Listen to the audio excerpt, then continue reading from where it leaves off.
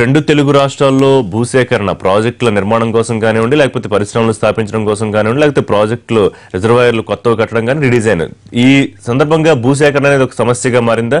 Example, ఆంధ్రప్రదేశ్లో Bandar port విస్తరణ కోసం ఇప్పుడు ప్రభుత్వం పెద్ద ఎత్తున భూ సమీకరణకు సిద్ధమవుతున్న నేపథ్యంలో రౌండ్ టేబుల్ సమావేశం నిర్వహించే ప్రతిపక్షాలన్నీ ఇన్ని వేల ఎకరాల అవసరమే ఉంది, ఎందుకో చెప్పాల్సిందే అని చెప్పి గతంలోనే 5,000 ఎకరాలు సేకరిస్తా ఉంటే 1,200 ఎకరాలు సరిపోతుందని తెలుగుదేశం పార్టీ వాళ్ళ 1,000 ఎకరాల సేకరణకు ఎందుకు పూనుకుంటోందని ప్రతిపక్షాలు అడుగుతున్నాయి. మరోవైపు మల్లన్న సాగర్ ఇష్యూ సాల్వ్ అయ్యే దిశగా ముందుకెళ్తోందా? గ్రామస్తులందరూ కూడా భూములు గ్రామాలు ఇవ్వడానికి సిద్ధం అవుతున్న నేపథ్యంలో మరొక వైపు కొంతమంది గ్రామస్తులు వ్యతిరేకించడంతో ఇవ్వాలా వద్దా అని సందిగ్ధంలో కొంతమంది ఉన్నారని వార్తలు వస్తున్నాయి. ఈ అంశాల మీద మాట్లాడదాం. మనతో పాటు లైవ్ షోలో జాయిన్ అవుతున్నారు సి నరసింహరావు గారు, సీనియర్ జర్నలిస్ట్, ప్రముఖ రాజకీయ సామాజిక విశ్లేషకులు. ఎన్ తులసిరెడ్డి గారు, ఏపీసీసీ ముఖ్య అధికార ప్రతినిధి, పార్టీ ఉపాధ్యక్షులు. లైవ్ లో మనతో జాయిన్ అవుతున్నారు బాబు రాజేంద్ర ప్రసాద్ గారు, ఎమ్మెల్సీ, టీడీపీ సీనియర్ నాయకులు. కొద్దిసేపట్లో ఎర్రోళ్ళు శ్రీనివాస్, టీఆర్ఎస్ నాయకులు కూడా జాయిన్ అవుతారు. రాజేంద్ర ప్రసాద్ గారు, గతంలో 5,000 ఎకరాలు అన్నప్పుడు తెలుగుదేశం పార్టీ వ్యతిరేకించింది. కేవలం 1,200 ఎకరాలు మాత్రమే సరిపోతుందని ఎప్పటి నుంచో నానుతూ వస్తున్న వ్యవహారం బందర్ పోర్టు విస్తరణ అనేది. మరి ఇవాళ దాదాపు 33,000 40,000 ఎకరాల దగ్గర సేకరించడానికి అవసరం ఏమిటి? ఎందుకు ఇంత భూమి అవసరం అవుతోందో చెప్పాలి క్లియర్ గా అని చెప్పి ప్రతిపక్షాలు రౌండ్ టేబుల్ సమావేశం ద్వారా దీన్ని తీవ్రంగా ఆక్షేపించాయి. నిన్న ఒకటి ఇందులో 2 విషయాలు ఉన్నాయి ఋషి గారు. ఇప్పుడు ప్రతిపక్షాలు రౌండ్ టేబుల్స్ పెట్టుకుంటాం, ఆక్షేపించడం, విమర్శించడం, వాళ్ళకి విమర్శించడమే పని, అభివృద్ధికి అడ్డుపడ్డమే వాళ్ళ ఏకైక లక్ష్యంగా తయారైపోయింది. మీరు ఇప్పుడు 2 కామెంట్స్ కీలకమైనవి చేశారు. మేము టీడీపీ బందర్ పోర్టుకి 1,200 ఎకరాలు చాలు అని అన్నామని అన్నారు. ఎప్పుడు అన్నాం, ఎవరన్నారు? మీరు అది నిర్ధారించాలి. ఒకటి. రెండోది, మీరు 33,000 ఎకరాలు 40,000 ఎకరాలు తీసుకుంటున్నాం అని చెప్పి ఇప్పుడు మీరు అన్నారు. అవాస్తవం. అది కూడా మీరు ఎక్కడి నుంచి వచ్చింది మీకు ఆ ఇన్ఫర్మేషన్? ఒకటి. ఇక్కడ చాలా స్పష్టంగా ఏంటంటే బందర్ పోర్టుకి 22,000 ఎకరాలు ఎక్వైరీకి పెట్టడం జరిగింది ప్రభుత్వం. అది కూడా భూ సమీకరణ కింద, ల్యాండ్ పూలింగ్ కింద. రాజధానికి ఎలా తీసుకున్నామో ఆ రకంగా ప్రతి రైతుకి కూడా తీసుకున్నటువంటి పొలంలోంచి వాళ్ళకి ఒక 800 గజాలు ఇంటి స్థలం, అలాగే వ్యాపారం చేసుకుంటానికి కమర్షియల్ ప్లాట్ కింద ఒక 200 గజాలు అలా ఇవ్వటం వాళ్ళకి సంతృప్తి కలిగే విధంగా. అలాగే రైతులకి కౌలు సంవత్సరానికి 30,000 రూపాయలు కాడికి ఇవ్వటం, అలాగే నిరుద్యోగ భృతి అని 2,000 కాడికి ఇవ్వటం, ఇలా అనేక స్కీములు ఎలా రాజధానిలో రైతుల్ని అమరావతి భూములు తీసుకున్నప్పుడు సంతృప్తి పరిచాం అదే తరహాలో పెట్టడం జరిగింది. మీకు ఇక్కడ నేను చెప్పేది ఏంటంటే 22,000 ఎకరాలు మాత్రమే ల్యాండ్ పూలింగ్ పెట్టింది. అందులో 8,000 చిల్లర ఎకరాలు government land, purely government land అండి, అసైన్డ్ ల్యాండ్. 14,000 ఎకరాలు మామూలు ల్యాండ్ పూలింగ్ లో పెట్టడం జరిగింది. రెండు కలుపుకున్నా కూడా దాదాపు 35,000 అవుతుంది కదా. ఇప్పుడు నిన్న మంత్రి గారు చెప్పింది నేను కోట్ చేస్తున్నా, రైతుల నుంచి తీసుకునేది దాదాపు 14,000 ఉండే అవకాశం ఉంటుంది. గవర్నమెంట్ అసైన్డ్ ల్యాండ్ ఆల్రెడీ 20,000 చిల్లర ఉంది. మొత్తం మచిలీపట్నం డెవలప్మెంట్ అథారిటీ పరిధి 105,000 ఎకరాలు. కరెక్టేనా? పరిధి అది అయ్యి ఉండొచ్చు, కానీ మొత్తం తీసుకుంటామని కాదు. ఇప్పుడు సిఆర్డిఏ పరిధి అండి, ఇక్కడ మొత్తం దరిదాపు 700 కిలోమీటర్ల పరిధిలో ఉంది, దరిదాపు 800 గ్రామాల పరిధిలో. 800 గ్రామాలు తీసేసుకోలేదు కదా సిఆర్డిఏలోకి. ఇప్పుడు కోర్ క్యాపిటల్ లో 800 గ్రామాలు మాత్రమే తీసుకుంటాం. వేరు, ల్యాండ్ పూలింగ్ వేరు. కరెక్ట్. నిన్న ప్రతిపక్షాలు చెప్పిన మాటను ఒకసారి కోట్ చేస్తున్నాం. వాళ్ళు ఏమంటారు, ఇప్పుడు మాజీ మంత్రి ఒడ్డే శోభనాద్రీశ్వరరావు మాట్లాడినా, లేకపోతే కాంగ్రెస్ నాయకులు మాట్లాడినా, వైసీపీ నాయకులు మాట్లాడినా, సింగపూర్ ని మోడల్ గా తీసుకుంటాం ఆంధ్రప్రదేశ్ ప్రభుత్వం. మరి వాళ్ళలాగే 1,900 ఎకరాల్లో పోర్టు విస్తరించవచ్చు. దాదాపు 84 బెర్తలు ఉన్నాయి అక్కడ. ఇక్కడ కూడా మనకి 1,800 ఎకరాలు సరిపోతుందని వాళ్ళు లెక్కలతో సహా చెప్తున్నారు. 4,800 ఎకరాల్లో ఏం చేస్తారో చెప్పి ముందుకు వెళ్లాలని వాళ్ళ డిమాండ్. 4,800 ఎకరాల్లో ఏం చేస్తారనేది చేసి చూపెడతారండి. ఇవాళ లాజిస్టిక్స్ బాగా పెరిగిపోయినాయి, పోర్ట్ యాక్టివిటీస్ బాగా పెరిగిపోయినాయి. మన కృష్ణపట్నం పోర్టు కానీ లేకపోతే కాకినాడ పోర్టు కానీ విశాఖ పోర్టు కానీ చూస్తే ఇంకా విస్తరణకి విపరీతమైనటువంటి అవకాశం కనపడుతుంది. అందులో మా మచిలీపట్నం పోర్టు ఇటు తెలంగాణకి మరీ పర్టికులర్ గా హైదరాబాద్ కి దగ్గరలో ఉంటుంది. చాలా ట్రాన్స్పోర్ట్ అనేది విపరీతంగా పెరుగుతుంది.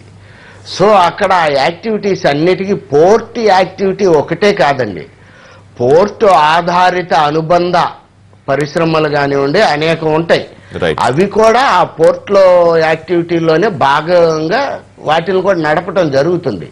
కనుక తర్వాత మనం పూర్తి స్థాయిలో సింగపూర్ వాడితో అమెరికా వాడితో పోల్చుకోలేము. మనం సింగపూర్ లో ఏదో 1500 ఎకరాలు ఉంది ఇవన్నీ చెప్తే మీరు 10,000 ఎకరాలు పోర్టుకి తీసుకుంటానని వైఎస్ రాజశేఖర రెడ్డి గారు 10 ఏళ్ల క్రితం చెప్పినప్పుడు ఈ ప్రతిపక్షాలు, ఈ రౌండ్ టేబుల్ పెట్టిన వాళ్ళు, ఈ సోకాళ్ళు పెద్ద మనుషులు వీళ్ళంతా ఏమయ్యారండి? ఆ రోజున ఎందుకు మరి మేటాస్ కప్ చెప్తున్నప్పుడు, సత్యం కంపెనీ కప్ చెప్తున్నప్పుడు ఎందుకు మాట్లాడలేదు వాళ్ళందరూ?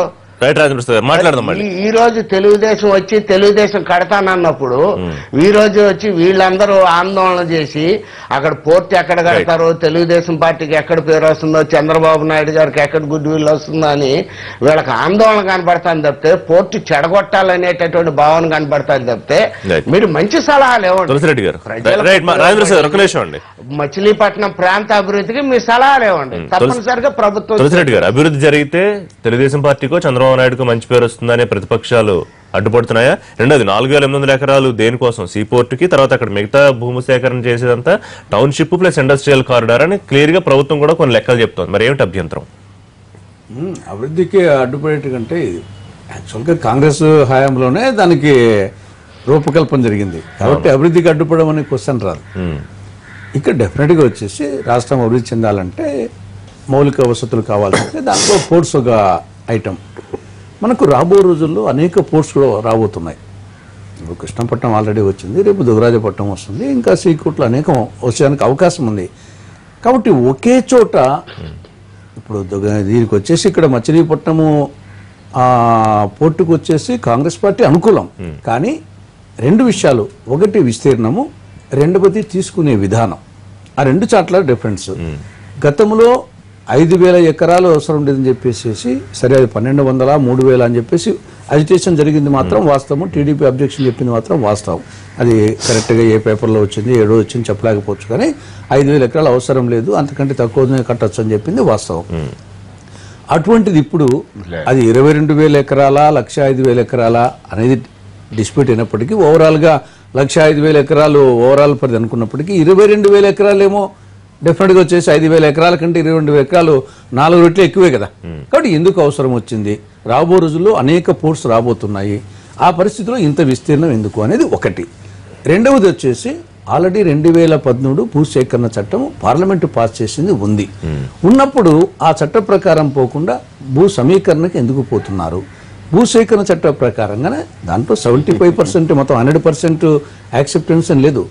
గవర్నమెంట్ 75%. కాబట్టి ప్రజాభిప్రాయ సేకరణ చేసి 75% చేసి దాంట్లో ప్రకారం నిబంధనల ప్రకారంగా పోండి. ఆ 2 పాయింట్ల కానీ అబ్జెక్షన్ తప్ప బందర్ పోర్టుకు కాంగ్రెస్ పార్టీ వ్యతిరేకం కాదు. ఆ 2 విషయాల కానీ వ్యతిరేకం. ఏ విధంగా చూడాలి? భూసేకరణ అనేది సమస్యగా మారుతుందా ప్రభుత్వాలకి? అసలు విషయాన్ని మిస్లీడ్ చేస్తారు అన్ని రాజకీయ పార్టీలు కూడా. ఒక నిమిషం రాజేంద్ర గారు, అన్ని రాజకీయ పార్టీలు కూడా అసలు విషయాన్ని మిస్లీడ్ చేస్తున్నాయి. బందరు పోర్టుకి, పెద్ద పోర్టు కడతాకి, కృష్ణపట్నం లాంటి పోర్టు కడతాకి అనుకూలమైన ప్రాంతమా కాదా? దాంట్లో చాలా వాటర్ ఎంత దాకా ఉంది. ఇప్పుడు ఒక 25 కిలోమీటర్లు దాదాపు ఒక 10 అడుగులు లోతు ఉంది, 10 అడుగులు లోపే లోతు. కృష్ణపట్నం లాగా చాలా వాటర్ లేవు. అక్కడ లేనప్పుడు అసలు అక్కడ పోర్టు కట్టొచ్చా లేదా అన్నదాని మీద 2 టెక్నికల్ కమిటీస్ వేశారు అంతకుముందు. వాళ్ళు అందరూ చెప్పారు, అందరూ ఏకగ్రీవంగా చెప్పారు. దాంట్లో సభ్యులంతా కూడా పరిశీలించి బందరు పెద్ద పోర్టు నిర్మాణానికి సానుకూలమైన ప్రాంతం కానే కాదు. టెక్నికల్ కమిటీ వాళ్ళకి అసలు రాష్ట్రంలో రాజకీయాలతో వీళ్ళతో సంబంధం లేదు. వాళ్ళు చెప్పింది ఏంటంటే బందరు పోర్టుకి అనుకూలమైన ప్రాంతం కాదు. ఏదో చిన్న చిన్న ఒక పెద్ద షిప్ని ఎక్కడ దూరంగా పెట్టి చిన్న చిన్న సామాన్లు తీసుకొస్తాయి తప్ప కృష్ణపట్నం లాగా స్టోర్కి వస్తామనే క్వశ్చన్ లేదు. అక్కడ పెద్ద షిప్స్, వాళ్ళు కూడా పెద్ద షిప్స్ కొంచెం దూరంగా ఉంటాయి, అంత పెద్ద షిప్స్ కూడా ఇక్కడ రావు. అందువల్ల బందరు సరైన ప్రాంతం కాదు. బందర్లో ఏం చేయాలి? దానికి ప్రత్యామ్నాయం ఏం చేయాలి?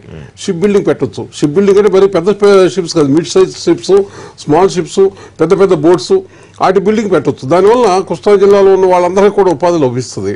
అక్కడ సంవత్సరానికి ఇప్పుడు అట్లాంటి చాలా చోట్ల కొరియాలో చిన్న చిన్న షిప్లు పెడతారు. ఇప్పుడు ప్రయాణిక షిప్లు ఉన్నాయి, ప్రయాణించే నౌకలు పెద్ద పెద్దవి కాదు, చిన్న చిన్నవి, ఒక 200 మంది 300 మంది ప్రయాణించే అవి అసలు తయారు చేయట్లా, దేశంలో ఎవరు తయారు చేయట్లా. మనం కావాలంటే ఇంపోర్ట్ చేసుకుంటాం. అలాంటివన్నీ పెట్టచ్చు, అలాంటివన్నీ పెట్టచ్చు తప్ప ఒక పెద్ద నౌకాశ్రయం నిర్మిస్తాం బంధాలు సాధ్యం కాదు. కేవలం అదొకటే కాకుండా ఇండస్ట్రియల్ కారిడార్ ఒకటి అక్కడ నిర్మాణం, టౌన్షిప్ ఒకటి, ఇలా చాలా చాలా పెద్ద విస్తరణ ప్లాన్ తో ఉంది ప్రభుత్వం. అది కూడా పోర్ట్ బేస్డే, పోర్ట్ బేస్ లో షిప్ దీంట్లో నౌకాశ్రయం బేస్డ్ అవన్నీ కూడా ఆలోచనలన్నీ కూడా.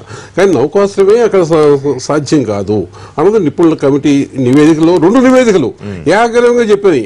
2 నివేదికలు ఎప్పుడు రాజశేఖర రెడ్డి గారు ఉన్నప్పుడు ఆయన వేస్తే దాన్ని పక్క పడేశారు. అంటే అసలు వాళ్ళు ఏమైందంటే రాజకీయ నాయకులు అన్ని మనకు తెలుసు, మనం ఏమైనా నిర్ణయం చేసేయచ్చు అన్న అహంకారం ప్రతి రాజకీయ నాయకుడు కనపడుతుంది. అంత తప్ప కొంతవరకన్నా మనం నిపుణుల మాట విందాం, వాళ్ళు చెప్పింది ఏంటో వినిపించుకుందాం, దానికి అనుకూలంగా మనం ప్రణాళిక రూపొందించుకుందాం అన్న భావం లేకుండా అన్ని పనులు డిసైడ్ చేసేస్తాం. ఎంత ల్యాండ్ కావాలి, ఏ పరిశ్రమలు కావాలి, ఎక్కడ కావాలి అన్ని మనం డిసైడ్ చేస్తాం. అంటే ఇది షీర్ యారగెన్స్. అంతే తప్ప అక్కడ నిజమైన అవసరం ఎంత ఉంది, నిజంగా ఏం చేయాలి, అక్కడ దాన్ని అభివృద్ధి చేయాలంటే ఏం చేయాలి, అక్కడ ప్రజలు అభివృద్ధి చేయాలంటే ఏం చేయాలి, అది ఎవరు నిర్ణయించాలి? రాజేంద్ర ప్రసాద్ గారు, నిపుణుల కమిటీ నివేదిక రెండు నివేదికలు పక్కన పెట్టడం వాస్తవా? ఒకటే ఋషి గారు, ఇప్పుడు సింగపూర్ పోర్ట్ అనేది ప్రపంచంలో నెంబర్ 1 పోర్టు. సింగపూర్ పోర్టు కూడా మీకు యాక్టివిటీస్కి అనుకూలంగా లేదు, కానీ యాక్టివిటీస్కి అనుకూలంగా డ్రెడ్జింగ్ చేసి దాని లోతు పెంచుకొని వాళ్ళు దాన్ని ఏమంటారు మానవ నిర్మితమైన పోర్టు లాగా తయారు చేసుకుని దాని ద్వారా వాళ్ళ నెంబర్ 1 ప్రపంచంలో చేసుకున్నారు. ఒకటి. తర్వాత బందర్ పోర్ట్ అనేది అతి పురాతనమైన ప్రాచీనమైనటువంటి పోర్ట్ అండి. ఎప్పుడో బ్రిటిష్ వాళ్లే ఉపయోగించినటువంటి పోర్ట్ అది. ఏది వైజాగ్ పోర్టు లేనప్పుడు, కృష్ణపట్నం పోర్టు లేనప్పుడు. సో మీకు దాన్ని మనం వాడుకుంటాంలో, అందుకనే దానికి డ్రెడ్జింగ్ కూడా అదనంగా 200 కోట్లు కేటాయించడం జరిగింది. దానికి ఏమన్నా టెక్నికల్ గా అటు ఇటుగా కొంచెం హెచ్చు తగ్గులు ఉంటే దాన్ని సరి చేసుకుందాం. ఇవాళ పోర్ట్ అనేది వస్తే బందర్ ప్రాంతం బాగా వెనుకబడి ఉంది. ముఖ్యంగా కృష్ణా డెల్టా ప్రాంతం, కృష్ణా జిల్లా, గుంటూరు జిల్లాలు ఎటువంటి పరిశ్రమలు కానివ్వండి, ఇండస్ట్రీస్ కానివ్వండి, ఏ రకమైనటువంటివి లేకుండా బాగా రాష్ట్రంలోనే కాదు ఉభయ తెలుగు రాష్ట్రాల్లో వెనుకబడిన జిల్లాలు ఏంటంటే ఇండస్ట్రీస్ పరంగా కృష్ణా గుంటూరు జిల్లాలే కనపడతాయి. ఇవాళ పోర్ట్ వస్తే పోర్ట్ ద్వారా అనేకమైనటువంటి యాక్టివిటీస్, అనేక ఇండస్ట్రీస్ వస్తాయి. మీకు విశాఖపట్నంలో పోర్ట్ వచ్చిన తర్వాత ఎలా ఇండస్ట్రియల్ గా డెవలప్ అయింది, కృష్ణపట్నంలో నెల్లూరు ఇండస్ట్రియల్ గా ఎలా పవర్ ప్లాంట్లు కానివ్వండి, ఇతరత్ర అనేక ఇండస్ట్రీస్ వచ్చి ఎలా డెవలప్ అయిందో మా ప్రాంతం అభివృద్ధి చెందుతుంది. కనుక పెద్దలు నరసింహారావు గారు చెప్పిన దాంట్లో కొంత మేరకు వాస్తవం ఉండొచ్చు, కానీ అది సరి చేసుకోదగినటువంటి లోపమే, సరి చేసుకోవచ్చు స్పష్టంగా. అందుకనే డ్రెడ్జింగ్ కి 200 కోట్లు గత ప్రభుత్వాలే కేటాయించినాయి. అవసరమైతే ఈ మా ప్రభుత్వం కూడా కేటాయిస్తుంది. లోతు పెంచుకునే విధంగా ప్రతిపక్షాల పాయింట్ ఏ విధంగా అడ్రస్ చేయబోతోంది ప్రభుత్వం? ఎందుకంటే ఇష్టానుసారంగా ఏకపక్షంగా ఎన్ని వేల ఎకరాలు ప్రభుత్వం కావాలనుకుంటే అన్ని వేల ఎకరాలు చేసుకోవడానికి మేము సిద్ధంగా లేము, ఒప్పుకోము. ఎందుకంటే అక్కడ ప్రజలు వ్యతిరేకిస్తున్నారు, భూములు ఇవ్వడానికి రైతులు వ్యతిరేకిస్తున్నారు, మత్స్యకారులు వ్యతిరేకిస్తున్నారు. కాబట్టి ఉద్యమం రూపంలో దీన్ని తీసుకెళ్తామని ప్రతిపక్షాలు నేను ఒక తీర్మానం చేసుకున్నాయి. అది ఇష్టానుసారంగా మా ఏకపక్షంగా మా ఇష్టం వచ్చినట్టు చేసుకోవట్లా. చంద్రబాబు నాయుడు గారికో లేకపోతే రాయన్న ప్రసాద్కో అక్కడ భూములు సేకరించి మా పిల్లల పేర్లు మేము పెట్టుకోవట్లేదండి. అక్కడ భూములు సేకరించేది పోర్ట్ల కోసం, ఇండస్ట్రీస్ కోసం. బందర్ పోర్ట్ వస్తే, ఇండస్ట్రీస్ వస్తే ఆ ప్రాంత ప్రజలే అభివృద్ధి చెందుతారు, వాళ్ళకే లాభం చేకూరుతుంది. ఆ అభివృద్ధిలో వాళ్ళని భాగస్వాములు చెయ్యాలని చెప్పే ల్యాండ్ పూలింగ్ సిస్టమ్ పెట్టాం. అక్కడ తీసుకునే ప్రతి ఎకరంలో 1000 గజాలు పోర్టుకో ఇండస్ట్రీస్ కో ఉపయోగపడితే ఇంకో 1000 గజాలు ప్రజలకు ఉపయోగపడతాను, ఇచ్చినటువంటి రైతుకు ఉపయోగపడతాను. ఇందాక తులసిరెడ్డి గారు చెప్పారు 2013 భూసేకరణ చట్టం ఉండగా ఇదెందుకు చేశారని. 2013 భూసేకరణ చట్టం ఇంకా దశలో చట్టమే కాల, కేవలం నోటిఫికేషన్ అయ్యింది. దానికి విధి విధానాలు రూపొందించి చట్టం కావాలని ఇటీవలే కోర్టు కూడా దానిపైన జడ్జిమెంట్ ఇవ్వటం జరిగింది. అసలు మీకు భూసేకరణ చట్టం మంచిదా, 2013ది భూ సమీకరణ చట్టం మంచిదా అనేది మీకు స్పష్టంగా అమరావతి నిర్మాణంలో, ఆ అమరావతి ల్యాండ్ పూలింగ్ లో స్పష్టంగా తేలిపోయింది. ఏపీసీపీఐ రాష్ట్ర కార్యదర్శి రామకృష్ణ గారు ఇదే అంశం మాట్లాడడానికి. రామకృష్ణ నమస్తే. నమస్కారం అండి. అభివృద్ధి కోసం రైతుల భాగస్వామ్యంతోనే వాళ్ళు ఇష్టపూర్వకంగా ఇస్తున్న భూములు తీసుకున్న తర్వాతే పోర్టు విస్తరణ, పరిశ్రమల ఏర్పాటుకు ముందుకు వెళ్తున్నామని ప్రభుత్వం చెబుతోంది. మరి ఏమిటి ప్రతిపక్షం లేదా అఖిలపక్షం అభ్యంతరం? అఖిలపక్షానికి ఏం అభ్యంతరం లేదు. ఎక్కడ ప్రజలు అభ్యంతరం చెప్తున్నారు కాబట్టి మేము కూడా వారికి తోడయ్యాము. మేము కోరేదేమంటే, తెలుగుదేశం పార్టీ ప్రతిపక్షంలో ఉన్నప్పుడు, కాంగ్రెస్ పార్టీ అధికారంలో ఉన్నప్పుడు వాళ్ళు 6,000 ఎకరాలు తీసుకుంటామంటే ఆ రోజు ఇది తెలుగుదేశం పార్టీ కానీ, కాంగ్రెస్ కానీ, లేదా కమ్యూనిస్టులు కానీ ఏ ఒక్క పార్టీ కూడా పోర్టు నిర్మాణానికి వ్యతిరేకం కాదు. పోర్టు నిర్మాణానికి ఎంత భూమి అయితే అవసరమో అంత భూమి వారు తీసుకోవాల్సిందే. దానికి ఖచ్చితంగా రైతులు సహకరించాలి. రైతులు సహకరించాలనుకుంటే ముందుగా దాదాపు 2,300 ఎకరాలు అక్కడ ప్రభుత్వ భూమి కూడా ఉంది. కాబట్టి ఏమంటే భూమి తీసుకోవాలి, పోర్టు నిర్మాణం తీసుకోవాలని అన్ని పార్టీలు కూడా కోరుతా ఉన్నాయి. కానీ ఇది వీరేం చేస్తున్నారంటే 1,05,000 ఎకరాలు, 30,000 ఎకరాలు, 22,000 ఎకరాలని ప్రజల్ని ఆందోళనకు గురి చేస్తా ఉన్నారు. కాబట్టి వారి తరఫున మేము మాట్లాడాల్సి వస్తుంది. 105,000 ఎకరాలు అనేది అక్కడ ఉన్న ఏరియా చెప్తున్నారు. మచిలీపట్నం డెవలప్మెంట్ అథారిటీ ఏరియా ఉన్నది 105,000 ఎకరాలు. అందులో దాదాపు అసైన్డ్ భూమి, గవర్నమెంట్ అసైన్డ్ 20,000 ఎకరాలు ఉంది. ఇక దాదాపు 12-14,000 తీసుకుంటే సరిపోతుంది రైతుల నుంచి అనేది. అదే ఎందుకనేది వారు స్పష్టంగా చెప్పాలి. ఇప్పుడు ఉదాహరణకి వాళ్ళు భారతదేశంలో ఏదో కొత్తగా కాదు, భారతదేశంలో ఉన్నాయి, ప్రపంచవ్యాప్తంగా కూడా పోర్టుల నిర్మాణం జరిగింది. సింగపూర్ లో పోర్టు ఉంది. చంద్రబాబు నాయుడు గారు సేమ్ రోజు సింగపూర్ గురించి చెప్తా ఉన్నాడు. మన సింగపూర్ లో పోర్టు ఉంది, అదే కలకత్తాలో పోర్టు ఉంది, బొంబాయిలో పోర్టు ఉంది, మన విశాఖపట్నంలో పోర్టు ఉంది, అక్కడ చెన్నైలో పోర్టు ఉంది. ప్రతి దగ్గర కూడా పోర్టులు ఉన్నాయి. ఉన్న దగ్గర వాళ్ళు ఏం చేశారు, ఎంత చేశారు, ఇక్కడ ఎంత అవసరము, ఆ రకంగా వారు చెప్పాలి. కానీ మేము ఒకేసారి 20,000 ఎకరాలు, 30,000 ఎకరాలు, ఎకరాలు తీసుకునే అవసరం లేదు. ఒకవేళ ఆ తర్వాత ఇండస్ట్రీస్ నిర్మాణానికి సంబంధించి కూడా దానికి కూడా ఖచ్చితంగా భూములు ఇవ్వడానికి రైతులు సిద్ధంగా ఉన్నారు. కానీ ఏ ఇండస్ట్రీ వస్తుంది, ఆ ఇండస్ట్రీకి ఎంత భూమి అవసరమో అది చెప్పాలి, ప్రజలను ఒప్పించాలి, వారికి అవసరమైతే కాంపెన్సేషన్ పెంచాలి.